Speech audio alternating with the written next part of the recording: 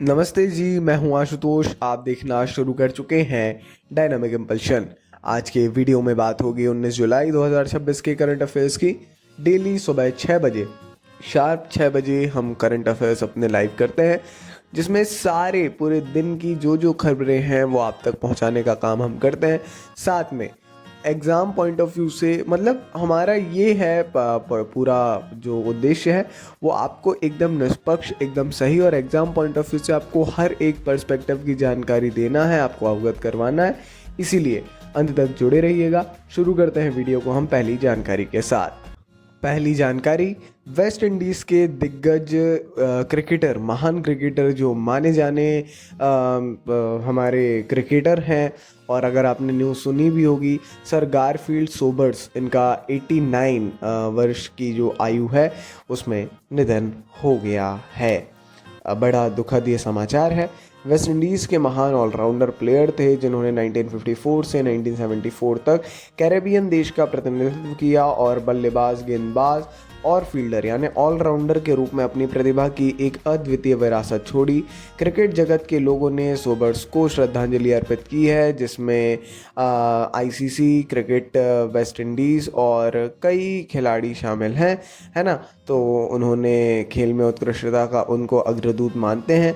कहीं ना कहीं मतलब एक बड़ा नाम है, और क्रिकेट में वास्तविक तौर पर जो काफ़ी लंबे समय से क्रिकेट से जुड़े हुए हैं, आप उनसे बात भी कर सकते हैं, उनसे पूछ भी सकते हैं, तो आपको समझ में आएगा। सर गारफील्ड सोबर्स, इनके लिए एक अलग रिस्पेक्ट है किसी भी क्रिकेटर के लिए, किसी भी एक क्रिकेट लवर के लिए। तो एक इम्पॉर्टेंट जानकारी है, इनके बारे में थोड़ा सा आपको जानना चाहिए मेरे अनुसार। थोड़ा सा पढ़ लेंगे ना, ज़्यादा नहीं, थोड़ा पढ़ लेंगे तो आपके लिए बहुत बढ़िया हो जाएगा वो। क्लियर। आगे बढ़ते हुए अगली जानकारी, सरकार वंदे मातरम का अपमान करने वालों को दंडनीय अपराध बनाने वाला विधेयक पेश करेगी। इस बार केंद्र सरकार हमारा आगामी मानसून सत्र जो 20 जुलाई से ही है, यानी कल से शुरू हो रहा है, में राष्ट्रीय सम्मान हमारा जो वंदे मातरम है, राष्ट्रीय गीत, इसके अपमान की रोकथाम संबंधी विधेयक पेश करने की तैयारी में जुटी है। प्रस्तावित विधेयक के अनुसार वंदे मातरम गीत का अपमान करना या उसे गाने से रोकना दंडनीय अपराध होगा।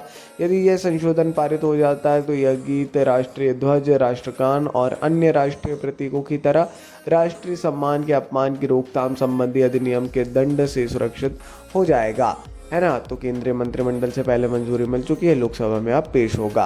ज़रूरी है इसके बारे में जानना। तो एक बड़ी बात है भाई कि कहीं पे भी अगर अपमान देखने को मिलता है, एक राष्ट्रीय अपमान की श्रेणी में ले आएंगे अगर ये बिल पास हो जाता है, पारित हो जाता है लोकसभा से, तो है ना, तो ठीक है, अच्छी बात है। बाकी 20 जुलाई एक बड़ा हमारा कल का दिन रहने वाला है न्यूज़ की दृष्टि से। कॉकरोच जनता पार्टी जो एक मूवमेंट अपने आप को बताते हैं, उनके द्वारा संसद मार्च का जो आयोजन है, देखते हैं अभी क्या कैसा रहता है, देखने में मिलेगा हमको क्या कैसा है, और लेट्स सी क्या रहता है। अपडेट्स हम भी देंगे डायनामिक इम्पल्शन में। आगे बढ़ते हुए देखते हैं अगली जानकारी को। महाराष्ट्र विधानसभा ने डिजिटल इंडिया कार्यक्रम के तहत नेवा के कार्यान्वयन की दिशा में कदम बढ़ाया है। NEVA नेवा राष्ट्रीय ई विधान एप्लीकेशन महाराष्ट्र सरकार संसदीय कार्य मंत्रालय द्वारा डिजिटल इंडिया कार्यक्रम के अंतर्गत जो नेवा है ना, इस कार्यक्रम को लागू करने जा रही है। यह योजना प्रधानमंत्री नरेंद्र मोदी के आदर्श वाक्य एक राष्ट्र एक एप्लीकेशन के अनुरूप है। नेवा के लागू होने से महाराष्ट्र विधानसभा और विधान परिषद के कामकाज का डिजिटलीकरण होगा, जिससे न केवल उनकी कार्यक्षमता बढ़ेगी बल्कि वे आम जनता के लिए भी सुलभ हो जाएगी। महाराष्ट्र विधानसभा ने नेवा के कार्यान्वयन में तेजी लाने का फैसला किया है। महाराष्ट्र में राष्ट्रीय ई विधान एप्लीकेशन के कार्यान्वयन में तेजी लाने के लिए हाल ही में मुंबई के विधान भवन में एक बैठक भी आयोजित की गई थी। तो महाराष्ट्र एक बड़ा चेंज कहीं ना कहीं करने जा रहा है कि भाई विधानसभा और विधान परिषद का कार्यकाल का जो भी जितना कामकाज है, जो भी कार्य हैं, है ना, उनके क्रियान्वयन में तेज़ी आए, क्योंकि डिजिटलीकरण हो जाएगा। तो डिजिटलाइजेशन की ओर शासन धीरे धीरे बहुत ज़्यादा बढ़ रहा है। कहीं ना कहीं समय की मांग है, ज़रूरी भी है, और एक अच्छा ऑप्शन लोगों के द्वारा माना जा रहा है। तो फाइल्स भी अब ई फाइल्स हो गई हैं, अच्छी बात है। आगे बढ़ते हुए प्रधानमंत्री नरेंद्र मोदी ने PGIMER चंडीगढ़ में उन्नत मातृ एवं शिशु केंद्र और उन्नत तंत्रिका विज्ञान केंद्र का उद्घाटन किया। आपको पता है प्रधानमंत्री नरेंद्र मोदी अभी हरियाणा, पंजाब के चंडीगढ़ के यहाँ दौरों पर हैं, तो थे अभी।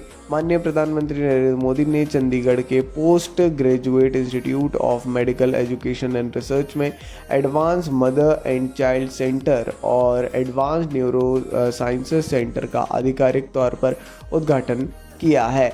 साथ ही प्रधानमंत्री आयुष भारत स्वास्थ्य अवसंरचना मिशन के तहत 150 बिस्तरों वाले आधुनिक क्रिटिकल केयर ब्लॉक की आधारशिला भी रखी।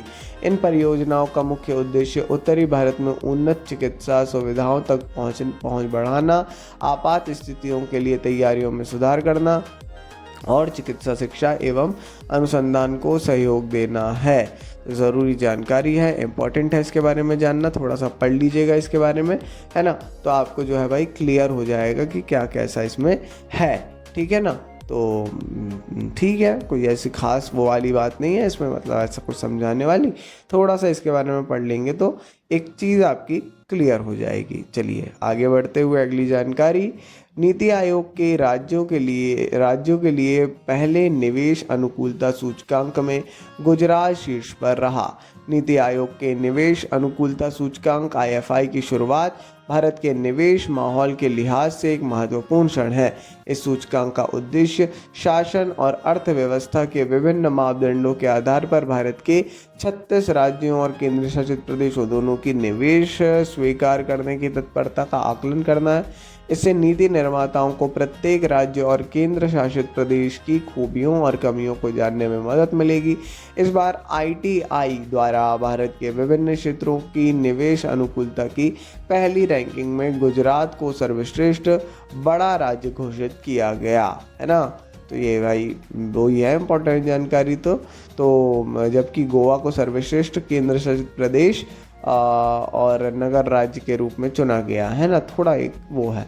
इस सूचकांक का मुख्य उद्देश्य प्रतिस्पर्धा पैदा करना नहीं है, बल्कि देश भर में निवेश माहौल को बढ़ावा देने के उद्देश्य से बनाई गई नीतियों और सुधारों की स्वीकृति का आकलन करना है। चलिए जी, ये थी आज के इस वीडियो की अंतिम जानकारी। अपन मिलेंगे ऐसी ढेर सारी जानकारी के साथ अगले वीडियो में। अपना सपोर्ट ज़रूर बनाए रखिए। कोई भी कन्फ्यूजन हो, डाउट हो तो कमेंट सेक्शन में बता सकते हैं, आप पूछ सकते हैं। और मिलेंगे अगले वीडियो में। चैनल पर नए हैं तो सब्सक्राइब ज़रूर कर लीजिएगा। चैनल